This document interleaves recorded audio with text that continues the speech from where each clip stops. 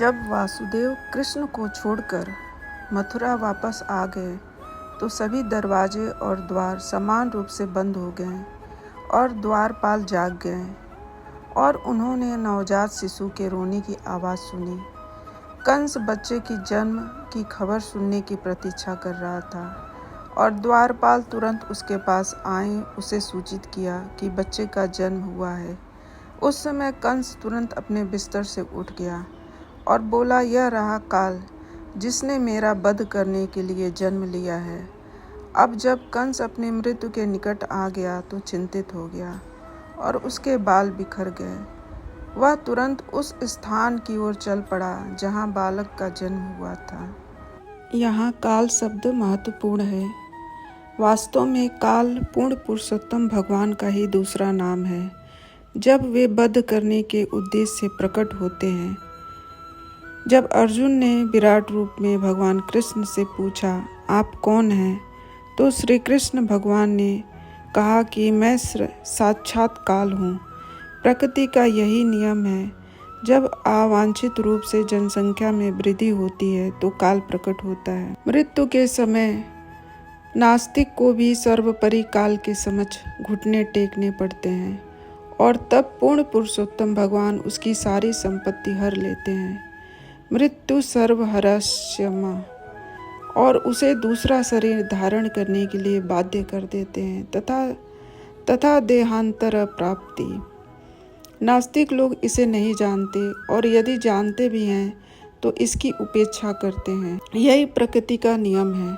इसे न जानने के कारण वे प्रहरी बनकर अपना समय व्यर्थ गंवाते हैं और पूर्ण पुरुषोत्तम भगवान की कृपा प्राप्त करने का प्रयास नहीं करते हैं।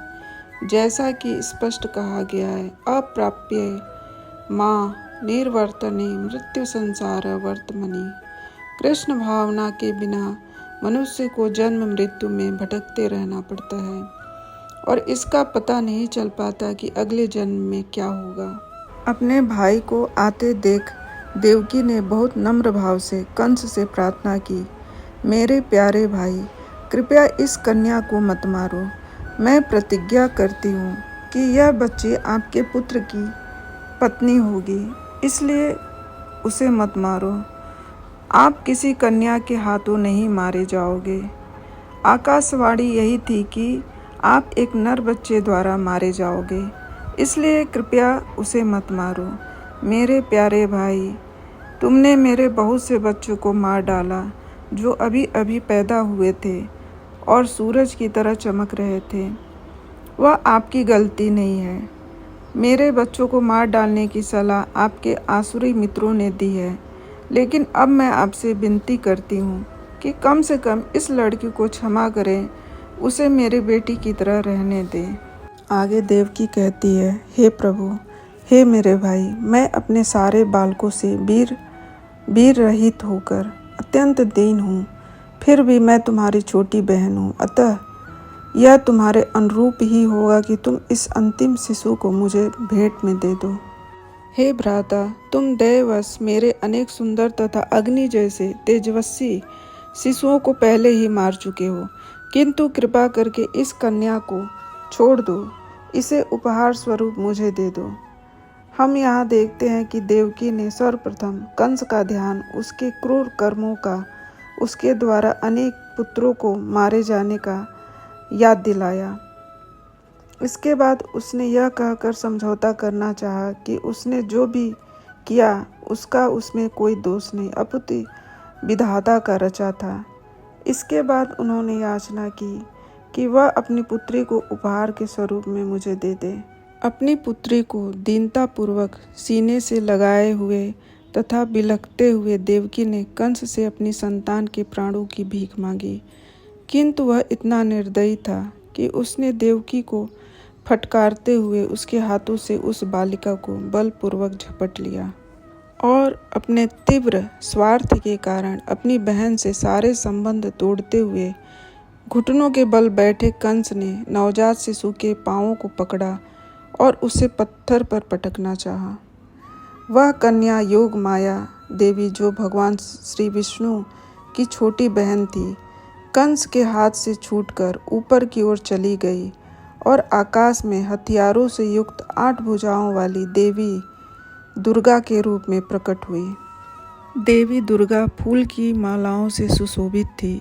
वे चंदन का लेप किए हुए थी और सुंदर वस्त्र पहने तथा बहुमूल्य रत्नों से जड़ित आभूषणों से युक्त थी।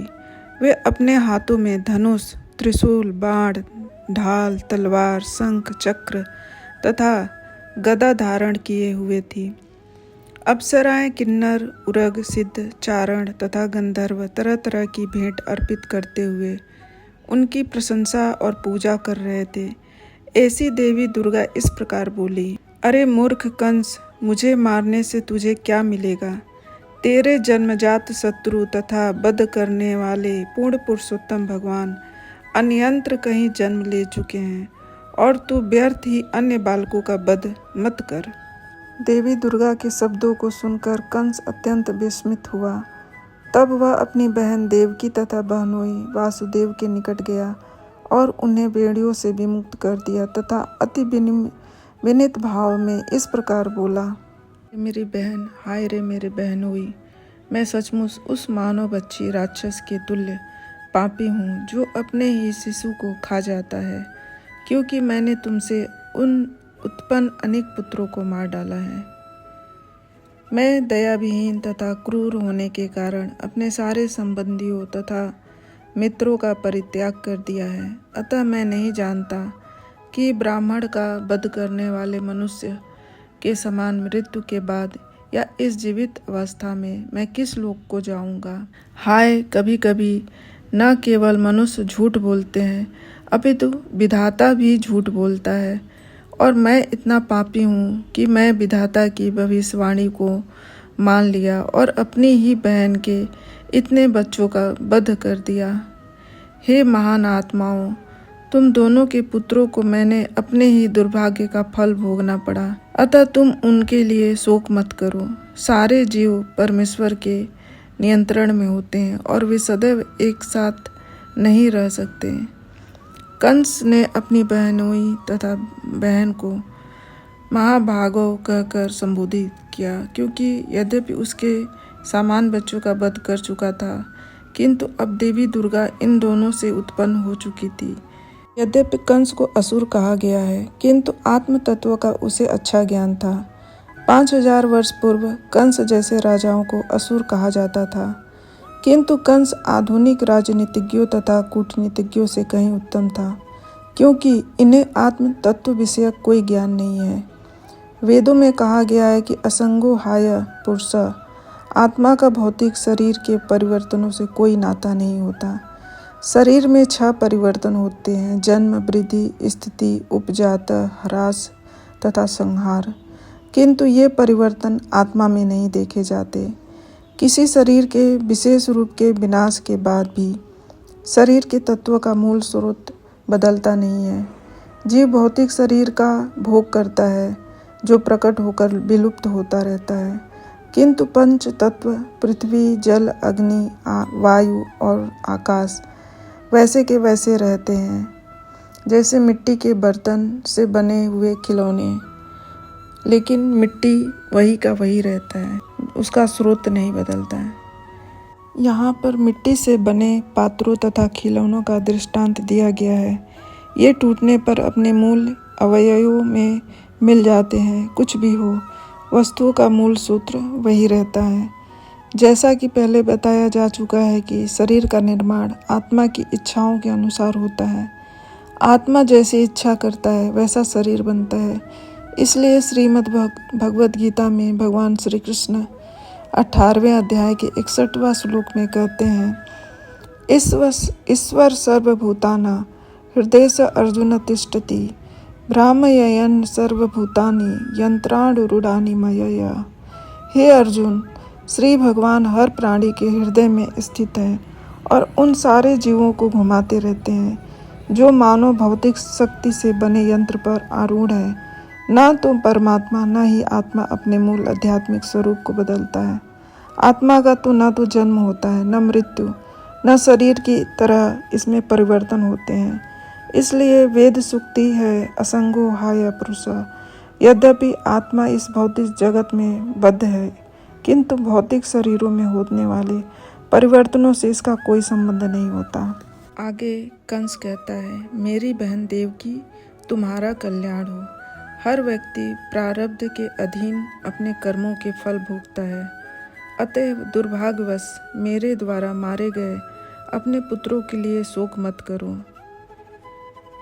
इंद्र गोप नामक क्षुद्र कीट से लेकर स्वर्ग लोक के राजा इंद्र तक सारे प्राणियों को अपने सकाम कर्मों के फल भोगने पड़ते हैं।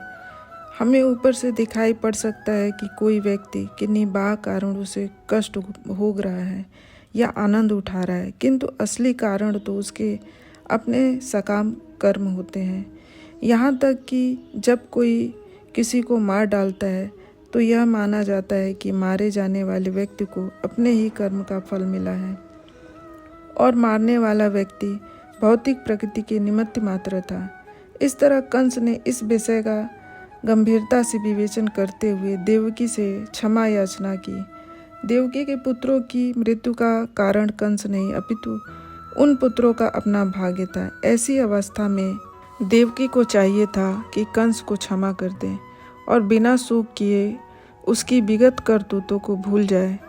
कंस ने अपना दोष स्वीकार किया, किंतु उसने जो कुछ किया वह प्रारब्ध के अधीन था।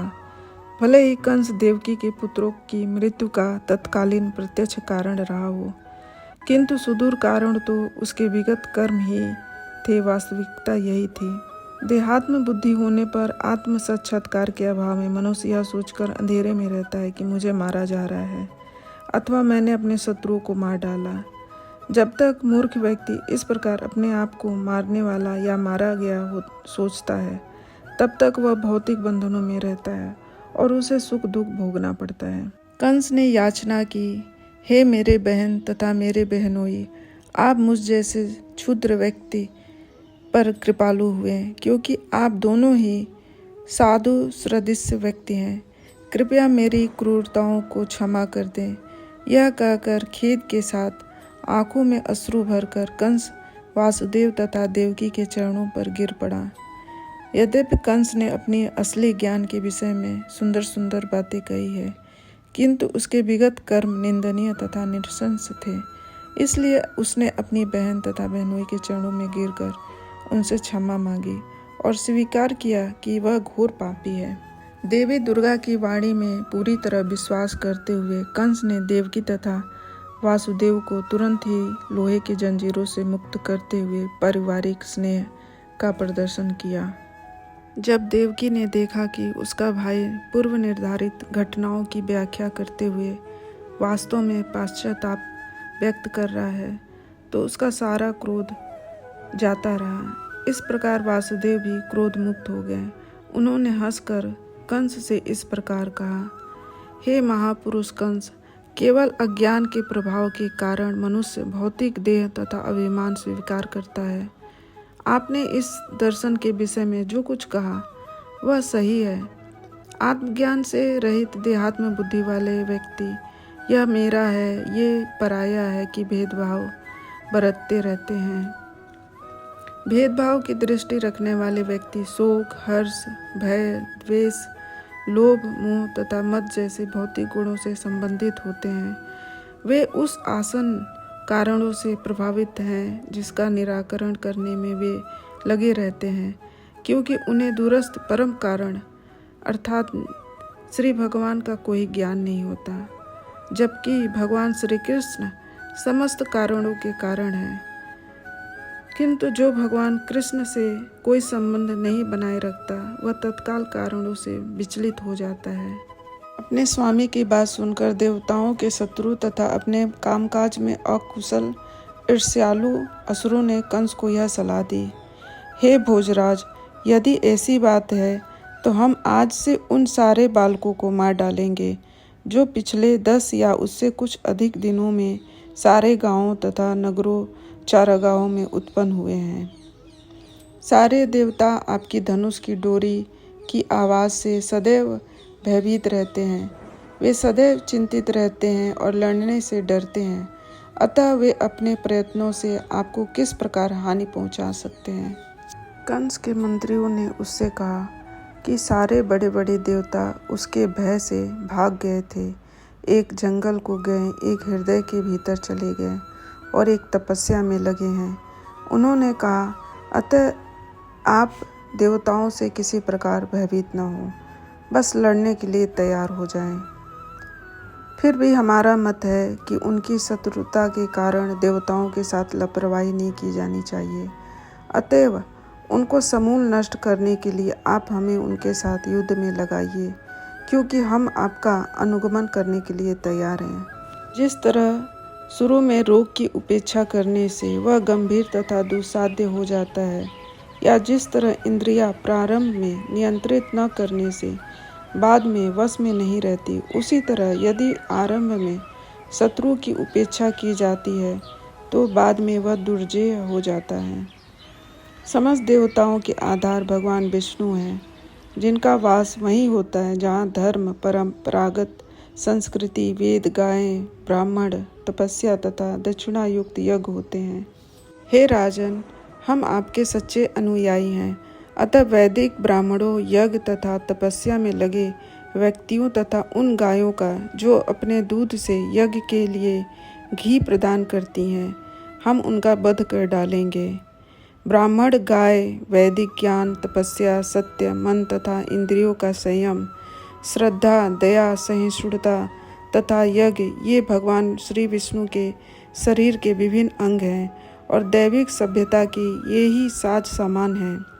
इसलिए श्री भगवान को नमस्कार करते समय हम कहते हैं, नमो ब्राह्मण देवाय गो ब्राह्मण हिताय च जगद्धिताय कृष्णाय गोविंदाय नमो नमः। जब भगवान श्री कृष्ण सामाजिक व्यवस्था में वास्तविक पूर्णता स्थापित करने आते हैं, तब वे गायों तथा ब्राह्मणों को स्वयं संरक्षण प्रदान करते हैं। यह उनकी पहली रुचि रहती है, क्योंकि ब्राह्मणों तथा गायों की सुरक्षा के बिना मानव सभ्यता असंभव है और सुखी शांत जीवन का प्रश्न ही नहीं उठता। इसलिए असुरगण सदा ब्राह्मणों तथा गायों का वध करने के ताक में रहते हैं।